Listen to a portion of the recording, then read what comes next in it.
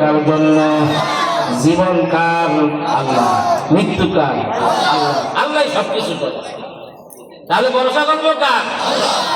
জুনাইদ বুগদাদি রাহমাতুল্লাহ আলাইহি স্বপ্নের মাঝে দেখেন কে যেন বলতেছে, ও জুনাইদ, আগামীকালকে একটা মজমা হবে, খ্রিস্টানদের মজমা, ওখানে যাইবা।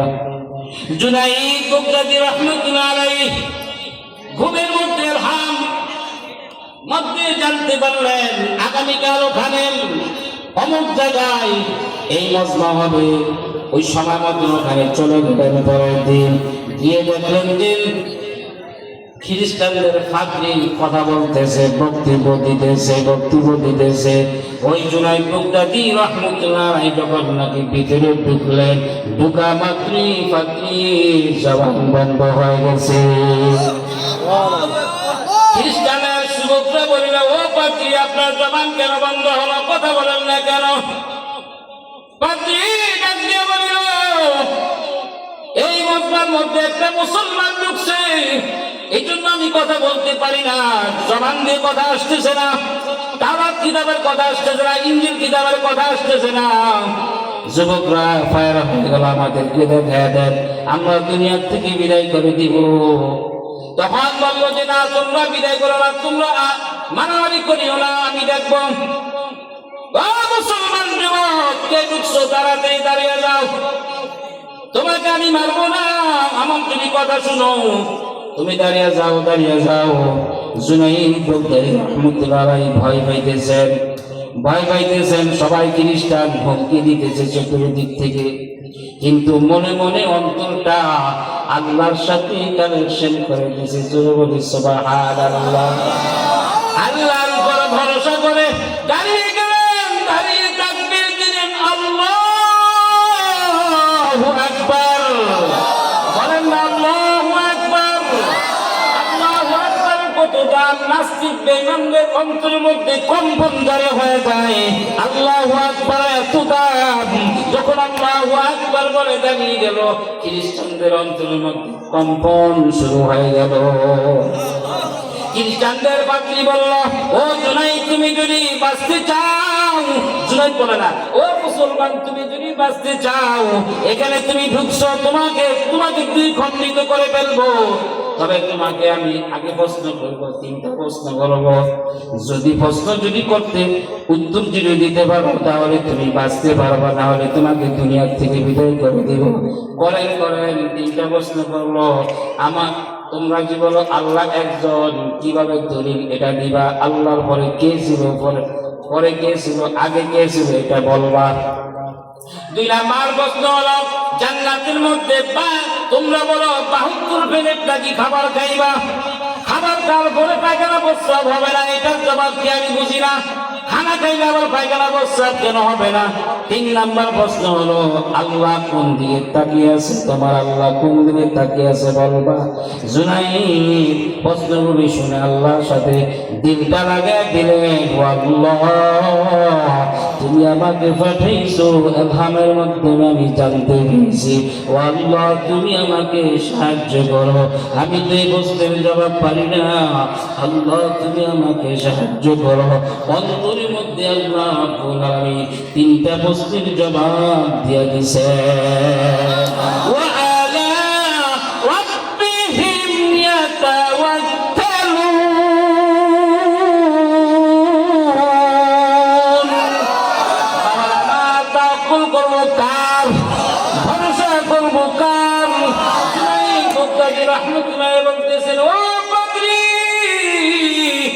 আপনি প্রশ্ন করছেন, আমি উত্তর দিব, বলেন তো উত্তর দাতা বলো না প্রশ্ন দাতা বলো? সে তো বড় পণ্ডিত জ্ঞানী মানুষ, বললো উত্তর দাতা বললো যে উত্তর দাতা যদি বড় হয়ে যায়, তাহলে আমাকে আপনার সিংহাসনে বসে,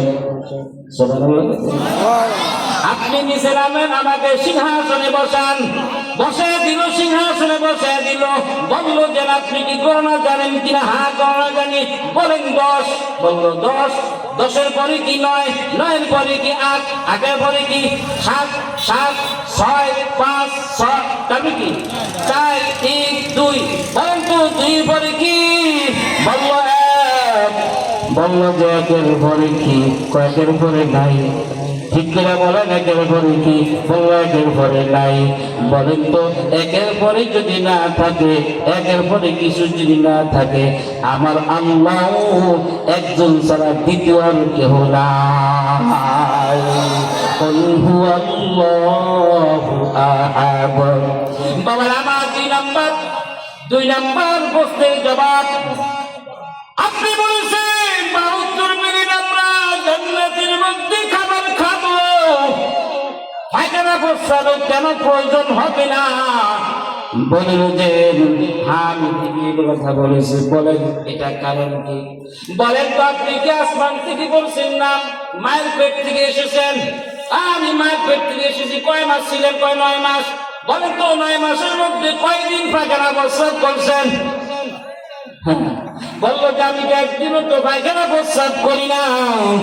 বলেন যখন একদিনও পায়খানা প্রস্রাব করেন না, কত খাবার খাওয়াইছে আল্লাহ, নাপাক রক্ত খাওয়াইছে, কেজি কেজি মনে মনে নাপাক রক্ত খেয়েছেন। 9 মাসের মধ্যে একদিনের জন্য পায়খানা প্রস্রাবের প্রয়োজন হয় না। তদ্রুপ আমার আল্লাহ জান্নাতের মধ্যে হাজার হাজার শত শত প্লেটের খাবার খাওয়াইবে, ওখানে জান্নাতের মধ্যে পায়খানা প্রস্রাবের প্রয়োজন হবে না। 3 নাম্বার হলো প্রশ্নের উত্তর আমি আপনি একটা মোমবাতি নেন, মোমবাতি নিলেন, ও মোমবাতির আগুনের মধ্যে আগুন দিয়ে ধরান, আগুন দিয়ে ধরাইলে জ্বালাইলেন। বলেন তো আগুনের দিকটা কোন দিকে, কোন দিক আগুনটা গেছে? বললো যে চতুর্দিকে। বলেন যখন বললো যে ও পাগলি আগুন যেরকম চতুর্দিকে, আমার আল্লাহ চতুর্দিকে ধরে বলে সুবহানাল্লাহ। ও পাগলি তুমি আমাকে 3টা প্রশ্ন করছো, আমি আপনাকে একটা প্রশ্ন করবো, মাত্র একটা প্রশ্ন। বলেন করেন কি প্রশ্ন করবেন? বললো যে ও পাগলি আপনি তো বড় শিক্ষিত, তাওরাত কিতাবের পণ্ডিত, ইনজিল কিতাবের পণ্ডিত। বলেন তো জান্নাতের মধ্যে, জান্নাতের গেটের মধ্যে কি লেখা রয়েছে? সুবহানাল্লাহ। এই উত্তরটা করে জুনাইদ গুপ্তাজি রাহমাতুল্লাহ আলাইহি নিচে নেমে গেলেন, পাত্রীকে সিংহাসনে বসিয়ে দিলেন। বলেন তো এখন জান্নাতের গেটের মধ্যে কি লেখা আছে? চুপ করে রইলেন, কোনো জবাব নাই। যুবকরা বলল, খ্রিস্টানদের যুবকরা বলল বহুত দুধ কলা খাওয়াইছি, বহুত কিছু খাওয়াইছি, আজকে যদি একটা বস্তুর জবাব যদি না দিতে পারেন, ফাড়া দিয়ে ফেটে দেখলা ফেলবে, সব দাঁড়িয়ে করে ফেললো। মুসলমান 3টা প্রশ্নের উত্তর দিয়েছে, আপনি একটা প্রশ্নের উত্তর কেন দিতে পারবেন না? পাদ্রী ডাক দিয়া চোখের পানি পালাইয়া ডাক দিয়া বলিল, আমার সঙ্গে সাথে আমি যদি প্রশ্নের জবাব দিই তোমরা কি মানবা কিনা? সবাই এক বাক্য বলিল, আমরা তো আপনার সব কথা মানি, প্রথম থেকে শেষ পর্যন্ত সবই তো মানি, আজকেও কথা মানবো। তোমরা যদি আমার কথা যদি মানো, জান্নাতের গেটের মধ্যে লেখা রয়েছে লা ইলাহা ইল্লাল্লাহু মুহাম্মাদুর রাসূলুল্লাহ সাল্লাল্লাহু আলাইহি ওয়াসাল্লাম। সবাই ধরল, যদি আল্লাহ রাসূল যদি নবী যদি সত্য হয়ে থাকে, জান্নাতের গেটের মধ্যে যদি নাম লেখা হয়ে থাকে, আমরা কার ধর্ম পালন করি? পাদ্রী বলল এটা একটা বিভ্রান্ত ধর্ম। বলল যে বিভ্রান্ত ধর্মের মধ্যে থাকতে চাই না, আমরা সঠিক ধর্ম পালন করতে চাই। পাদ্রী ডাক দিয়ে বলিল, ও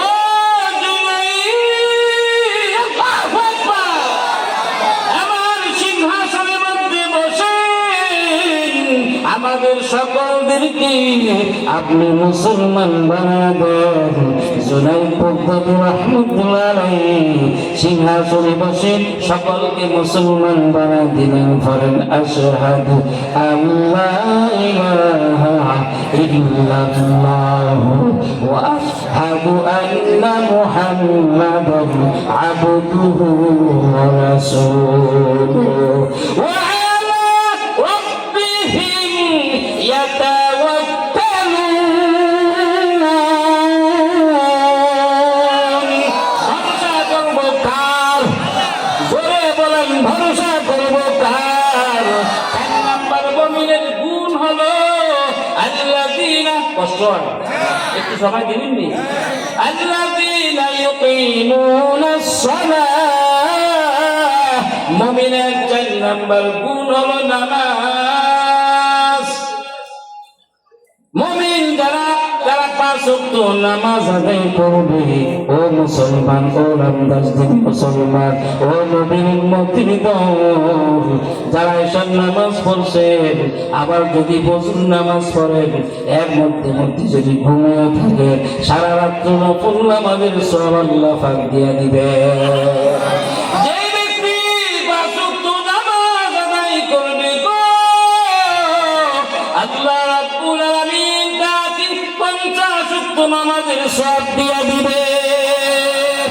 নবী, আমরা তো একটু অসুস্থ হয়ে গেলে নামাজ আদায় করি না, একটু সমস্যা হয়ে গেলে নামাজ পড়ি না। নবী করিম সাল্লাল্লাহু আলাইহি সাল্লাম উম্মতদেরকে শিক্ষা দিয়ে দিয়েছে। নবীর শেষ বয়সে রাসূলের খবর নাই, অজ্ঞান অবস্থা পড়ে রয়েছে। আসলে এক সময় হয়ে গেছে, জামাতের টাইম চলে যেতেছে, নামাজের টাইম চলে যেতেছে, রাসূলের খবর নাই, রাসূল অজ্ঞান অবস্থা হয়ে গেছে। এখন হযরত ওমর বলতেছেন, ওসমান বলতেছেন, আলী বলতেছেন, ও আবু বকর আপনি নামাজ পড়ান। আবু বকর কান্না করে বলতেছি, না আমি এখানে যেতে পারবো না, রাসূল এই মসজিদের মধ্যে এই জানামাজি রাহমাতুল লিল আলামিন নামাজ পড়াইছে, আপনি এখানে কিভাবে নামাজ আদায় করি? বলিল যে এখন তো রাসূল নাই, অজ্ঞান অবস্থা আছে, আপনি যান, আপনি ছাড়া কে পড়াইবে?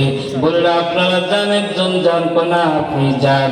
ও হযরত আবু বকর রাদিয়াল্লাহু তাআলা নামাজে দাঁড়িয়ে গেলেন। এমন অবস্থায় নবী হুশ এসে গেল। হুশ আসার পরে নবী বলিল, ও আয়েশা, নামাজের কি সময় হয়েছে নাকি? হুশ মাত্রই নবী বলিল, আয়েশা, নামাজের কি সময় হয়েছে? বলিল, আসর সময় হয়েছে, আপনার অপেক্ষায় সাহাবায়ে কেরামরা নামাজ আদায় করতেছে। ও আয়েশা, কে নামাজ পড়ায়? আপনার প্রিয় সাহাবী আবু বকর নামাজ পড়ায়। ও আয়েশা, জানালার পর্দাটা সরাইয়া দাও, আমি একটু দেখি। যখন নাকি রাসূল জানালার পর্দা সরাইয়া দিল, রাসূল যখন নাকি নামাজের দৃশ্য দেখলেন, রাসূল ফুফায়া ফুফায়া কান্না করতেছে। আয়েশা বলিল, ইয়া রাসূলুল্লাহ, আপনার তো খুশির খবর, সাহাবায়ে কেরামরা নামাজ পড়ে, আপনি কেন কান্না করতেছেন? আল্লাহ রাসূল বলিল, আয়েশা, এটা কোন আমার দুঃখের কান্না নয়, এটা আমার সুখের কান্না। আমিও যদি একদিন যদি দুনিয়া থেকে চলে যাই, কিভাবে আমার সাহাবায়ে কেরামরা, তাবেঈনরা, উম্মতরা কিয়ামত পর্যন্ত নামাজ পড়তে থাকবে? ও আয়েশা, তুমি কি জানো নি নামাজের জন্য, এই দিনের জন্য আমি কত কষ্ট করেছি? এই দিনের জন্য আমি তায়েফের ময়দানে গিয়েছিলাম। কাফের বেঈমানরা আমাকে, আমার তারা তো আমার কথা তো শুনলই না।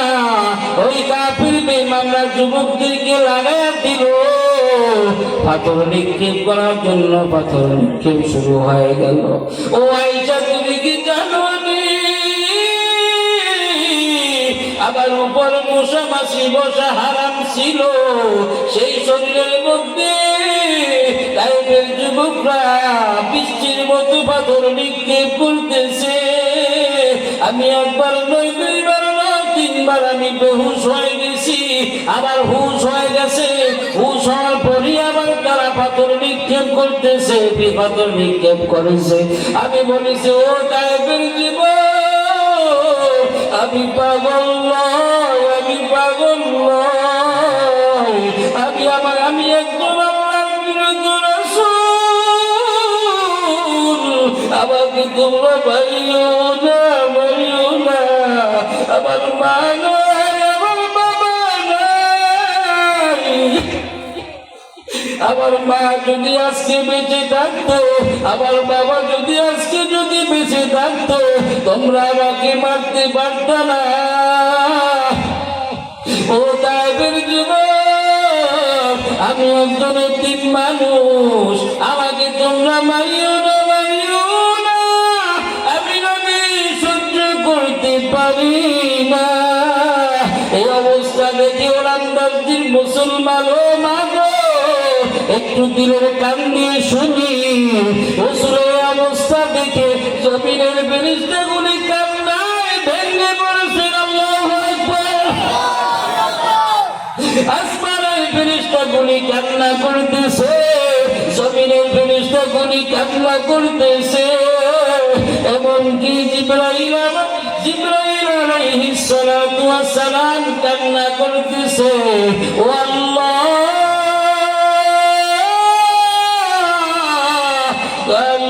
নবী করিম সাল্লাল্লাহু আলাইহি ওয়াসাল্লামের উপর বৃষ্টির মতো পাথর নিক্ষেপ করতেছে জালেম বেঈমানরা। আল্লাহ, দয়া করে সাহায্য করো, আমাকে অনুমতি দাও, অনুমতি দাও, আমি তাদেরকে দুনিয়া থেকে বিদায় করে দেই। আল্লাহ পাক বললেন, ও জিবরাইল, যাও যাও যাও যাও, আমার হাবিবকে অনুমতি দিয়া তাদেরকে দুনিয়া থেকে বিদায় করে দাও। জিবরাইল আমিন আসলো, আয়েশা বলতেছে, ইয়া রাসূলুল্লাহ,